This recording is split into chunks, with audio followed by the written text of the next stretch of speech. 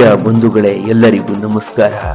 ಶಿವಪಾರ್ವತಿಯ ಪುತ್ರನಾದ ಗಣೇಶನ ಹಬ್ಬ ಎಂದರೆ ಮಕ್ಕಳಲ್ಲಿ, ಯುವಕರಲ್ಲಿ, ಮಹಿಳೆಯರಲ್ಲಿ ಹಾಗೂ ಎಲ್ಲರಿಗೂ ಬಹಳ ಅಚ್ಚುಮೆಚ್ಚು.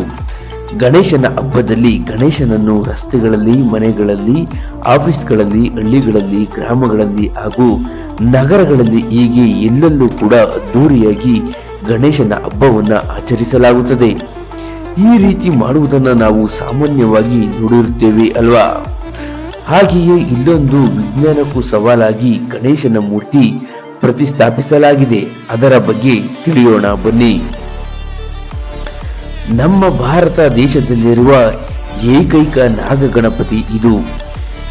ಈ ಗಣಪತಿ ಅಂತ ದೇವಾಲಯ ಮತ್ತೊಂದು ದೇವಸ್ಥಾನ ಇಲ್ಲ. ಈ ಗಣಪತಿಯು ಸುಮಾರು 1103 ವರ್ಷಗಳ ಹಿಂದಿನ ದೇವಾಲಯವಾಗಿದೆ. ಈ ದೇವಾಲಯ ಎಲ್ಲಿದೆ ಅಂದರೆ ಛತ್ತೀಸ್ಗಢದ ಡೋಲ್ಕಲ್ ಬೆಟ್ಟದಲ್ಲಿದೆ.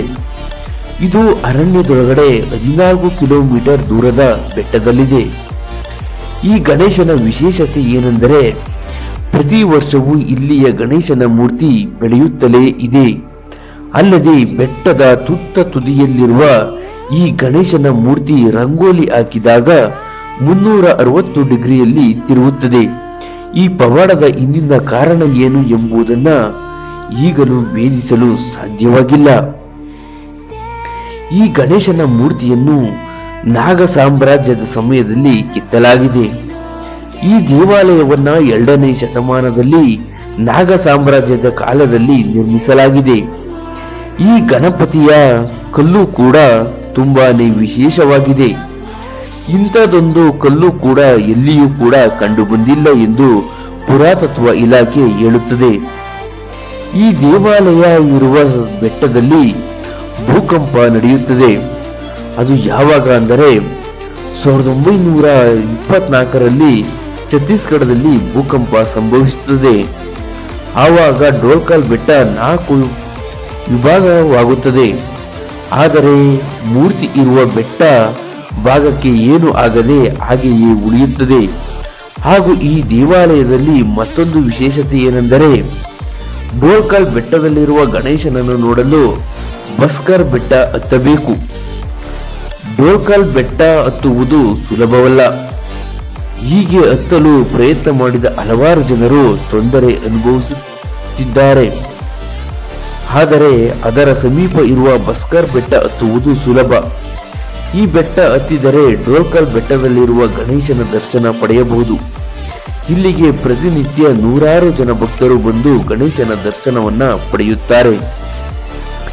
ಈ ದೇವಸ್ಥಾನದ ಮತ್ತೊಂದು ಅಚ್ಚರಿ ಎಂದರೆ ಈ ದೇವಾಲಯದ ಪೂಜೆಯನ್ನ ಅಲ್ಲಿಯ ಸರ್ಕಾರ ವಹಿಸಿಕೊಂಡಿದ್ದು ಪುರೋಹಿತರನ್ನ ಹೆಲಿಕಾಪ್ಟರ್ನಲ್ಲಿ ಕರೆದುಕೊಂಡು ಬಂದು ಪೂಜೆ ಸಲ್ಲಿಸಿ ಹೋಗಲಾಗುತ್ತದೆ. ಈ ಬೆಟ್ಟದಲ್ಲಿ ಇಬ್ಬರು ನಿಲ್ಲಬಹುದು ಅಷ್ಟೇ. ಇಲ್ಲಿಗೆ ನಾಗ ಜನಾಂಗದವರು ಸುಲಭದಲ್ಲಿ ಹತ್ತಿ ಬರುತ್ತಾರೆ.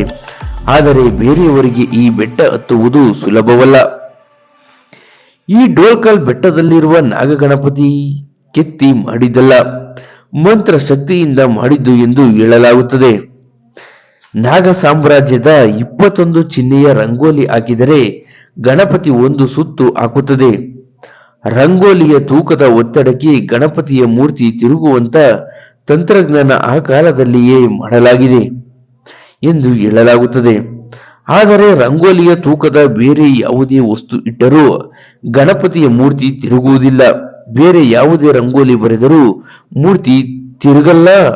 ಆದರೆ ನಾಗ ಸಾಮ್ರಾಜ್ಯದ 21 ಚಿಹ್ನೆ ಬರೆದರೆ ಮೂರ್ತಿ 1 ಸುತ್ತು ಹಾಕುತ್ತದೆ.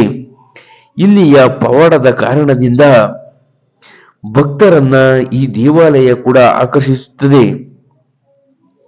ಪ್ರಿಯ ಬಂಧುಗಳೇ, ಇಂಥ ದೇವಾಲಯದ ಬಗ್ಗೆ ನಿಮ್ಮ ಅಭಿಪ್ರಾಯವನ್ನ ಕಮೆಂಟ್ ಮಾಡಿ ಹಾಗೂ ಇಂಥ ವಿಡಿಯೋವನ್ನ ಕೂಡ ಎಲ್ಲರಿಗೂ ಕೂಡ ಶೇರ್ ಮಾಡಿ ಹಾಗೂ ನಮ್ಮ ಚಾನಲ್ಗೊಂದು ಮರೆಯದೆ ಒಂದು ಸಬ್ಸ್ಕ್ರೈಬ್ ಮಾಡಿ ಪ್ಲೀಸ್. ಥ್ಯಾಂಕ್ ಯು, ಧನ್ಯವಾದಗಳು.